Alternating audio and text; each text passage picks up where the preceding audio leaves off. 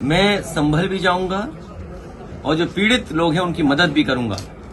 और मेरे पत्रकार साथी, आपसे बेहतर कौन जानेगा यमुना किनारे क्या हुआ है। एक पत्रकार के पूरे कपड़े उतार दिए थे, याद है कि नहीं याद?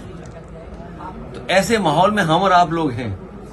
संभल के लोगों की मदद हो, उनको न्याय मिले, और उसके लिए हमें चाहे लोकसभा में सवाल उठाना पड़े या लगातार हम लोगों को उसके लिए लड़ाई लड़नी पड़े, हम लोग संभल के लोगों को न्याय दिलाना चाहते हैं। उन्हें न्याय मिलेगा।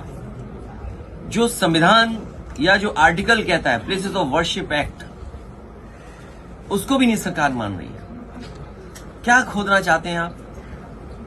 मुझे तो ये समझ में नहीं आ रहा, भारतीय जनता पार्टी को कैलाश पर्वत नहीं दिखाई दे रहा है, मानसरोवर नहीं दिखाई दे रहा।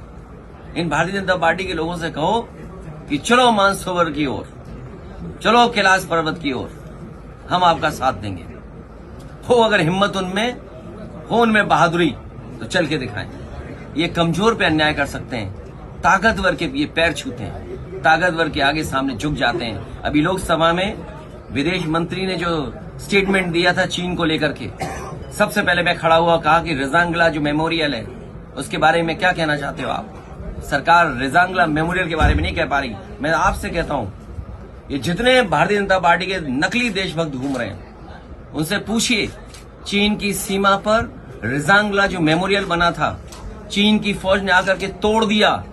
क्या ये भारतीय जनता पार्टी के लोग उसी जगह पर रिजांगला मेमोरियल बनवाएंगे कि नहीं बनवाएंगे? और मैं ये दावा करता हूं आपसे, भारतीय जनता पार्टी के लोगों पर कोई जवाब नहीं होगा। वो कभी कुछ नहीं कह सकते, क्योंकि चीन बहुत ताकतवर देश है।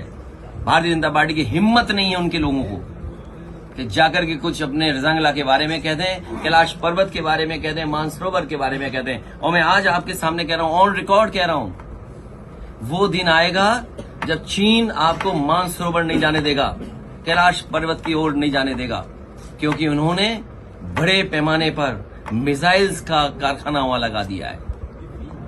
ये बात अगर गलत है तो बीजेपी के लोग कहें आकर के। केवल 12 किलोमीटर सड़क बनी थी, नेपाल ने आपके खिलाफ खड़ा कर दिया था। नेपाल को चीन ने लिपू लेक को लेकर के 12 किलोमीटर सड़क बनी थी, अगर आपको याद हो, नेपाल को आपके खिलाफ खड़ा कर दिया था। ये बीजेपी के लोग केवल कमजोर पर अन्याय कर सकते हैं, ताकतवर के सामने ये झुक जाते हैं। चीन के खिलाफ नहीं बोलेंगे, क्योंकि इन्हीं के लोग सबसे ज्यादा कारोबार चीन से कर रहे हैं। तो ये सवाल बड़े हैं जिसका जवाब बीजेपी के पास नहीं है, बीजेपी के पास जवाब नहीं दे सकते हैं। और मैं तो कहूंगा पत्रकार साथी, आप भी चलना कैलाश पर्वत की तरफ, मानसरोवर की तरफ। हम सब लोग चलेंगे, आगे आगे बीजेपी वाले, पीछे प्रेस वाले, और प्रेस वालों के पीछे समाजवादी लोग चलेंगे, जिससे आप लोग लौट ना पाओ, आपको धक्का देकर के पहुंचा गया है।